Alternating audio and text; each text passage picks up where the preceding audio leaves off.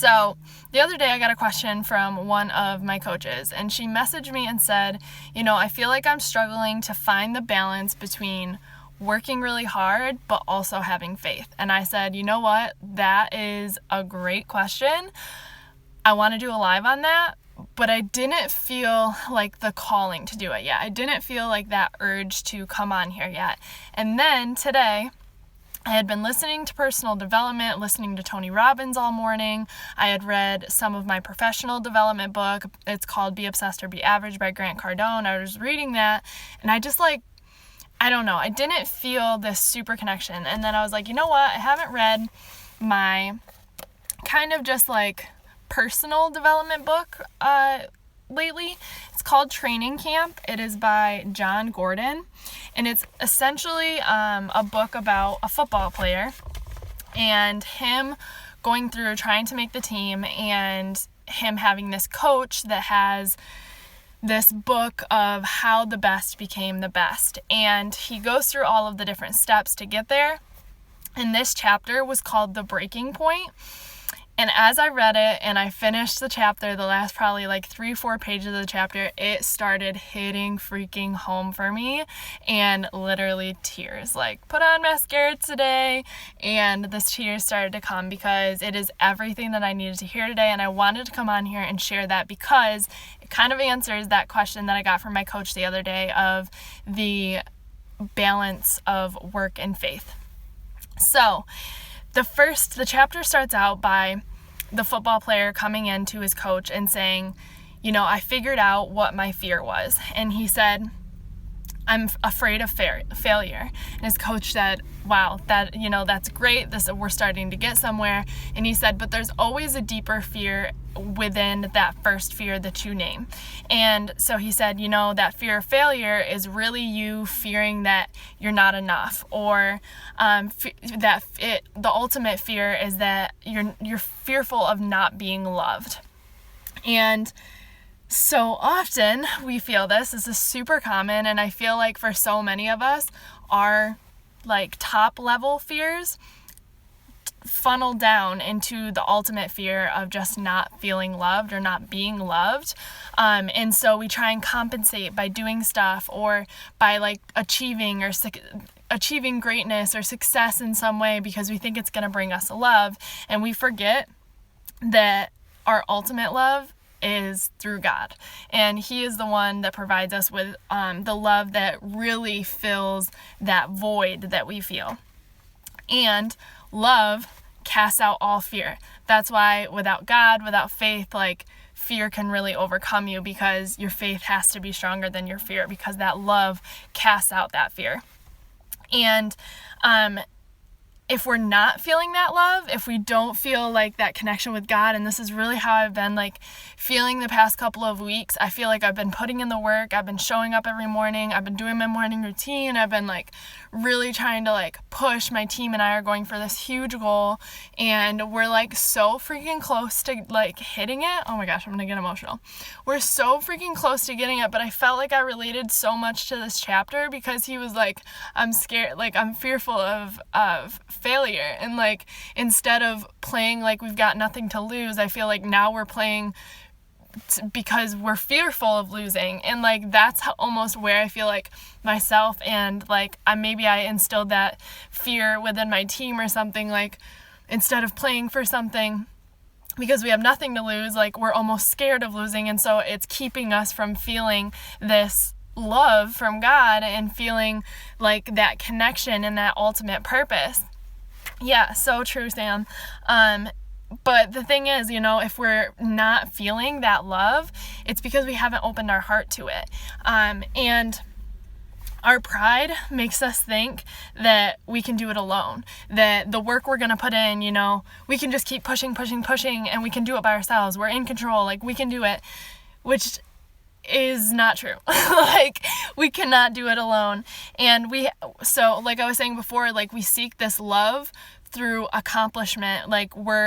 We fear not being loved, so we seek it through achieving certain things, through achieving certain ranks, through hitting certain benchmarks or something. But again, that void cannot be filled through those accomplishments. And the ultimate lesson is really that, like, we're not created to be separate from God's love. And God doesn't keep us separate from his love. He's always there, like, trying to provide us and allow us to feel his love and his comfort constantly, but our pride keeps us from feeling that love.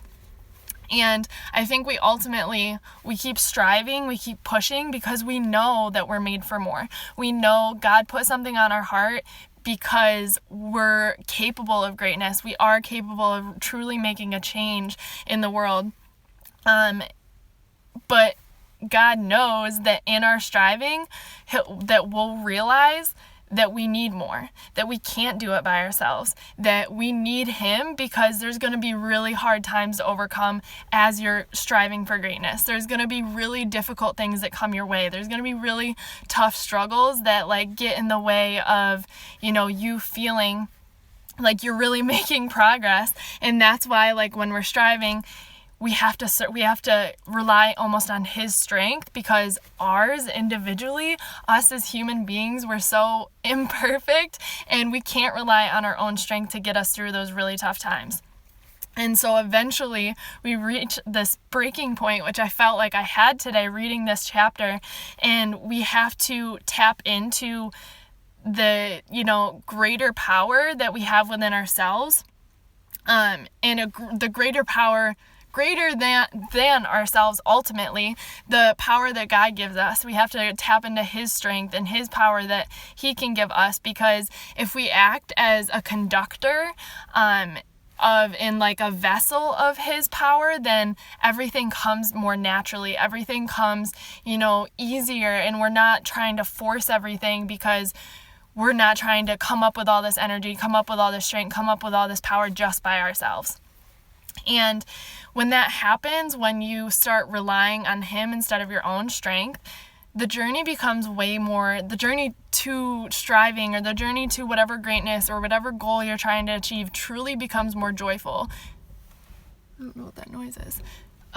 It truly becomes more fun, and you allow yourself to enjoy it and trust the process and have faith that everything that comes your way is coming your way for a reason. And instead of just like it feeling like a burden, it feeling like it's something you have to show up and do. And, all of this truly happens because we're so used to being in control. We're so used to having control over our lives and thinking that we're in control of every aspect of our lives. And the truth is, we're not. The only thing we can control is ourselves and our attitude and how we show up every day, how we move our bodies. I talk about this on my stories all the time. But when this happens, when you feel like you don't know how to go that next step, you don't know how you're going to make it through the next thing, you have to let go. You have to surrender, and that's the hardest part to do, is letting go of that control and understanding that you're not in control, and that God has a greater plan for you. Oh, I have real chills. But you have to give that pain, you have to give that anxiety away, because you're not strong enough to do it alone. You're a human being, and you're not strong enough to handle it all by yourself, and you're not expected to. That's why God literally gives his love to you every single day, and you just have to open your heart to it. The prayer that was in the book, I seriously have chills, but it's, I can't do it alone, I need you. And literally, like, chills. Asking for help can be so hard, because we think we're so in control, that asking for guidance or asking for help or admitting that we can't do it alone is so hard. But as soon as you do it, as soon as you surrender, as soon as you ask God to give you strength, he's going to fill you with so much love. He's going to make you feel comforted, and it's just about surrendering and letting go. Letting go and breathing, and allowing that power to really move through you. So the prayer I really wanted to share with you guys is, I'm not in control, God. You are in control, and I trust your plan for my life. And really to challenge you guys to become a vessel of that energy that he is giving you, because you're so powerful, you have so much worth, and you just have so much capability of truly changing the world. but it's okay to not be able to do it alone because you're not expected to. You know, you should have an incredible support system around you, but you have to ultimately know that your worthiness, or, you know, you being loved, like, you are already loved by the ultimate power of love. And all of that love is going to cast out that fear. Whatever you're struggling with, let your faith be stronger than your fear. And if you feel like you can't feel that, start opening your heart and say that prayer of, I am not in control, God, you are in control, and I trust your plan for my life. So I challenge you guys to ask yourself, like, what is a fear that I'm feeling right now? And it might take a couple days to really like nail it down, but what is your fear? And then really asking yourself to dig deeper, go to that next level of where does that fear stem from? Is it a fear of not feeling worthy enough? Is it a fear of not being, like, thinking that you're not enough or not worthy of love? And then just releasing that control and letting go and praying and really opening your heart so that you can feel that love and become a vessel for that positive, loving energy that you're so capable and so worthy of pouring into other people, but you first have to, like, take care of you. So that was like a little hard to get through because it really hit me hard. And like I said, like, the past couple weeks I've been feeling maybe just a little bit disconnected and haven't felt almost that loving energy, and it was because I was almost trying to do it alone. I was trying to be in control of the outcome of things when all I can control is, you know, myself and the energy that I put in, but I can't do it alone. I can't reach these huge goals alone. I have to ask for strength from something bigger. I have to know that I'm loved ultimately, always, and fully for who I am by God, because he put me here for a reason. So I hope that this helps, and I hope that it hits home with you, and that you just know that you're never alone, and you're not expected to do it alone. You're not expected to have all of the answers, but you are beautiful, and I love you, and God loves you, and I just hope you go out and understand how great of a gift you are to this earth. So happy Saturday. Bye, guys.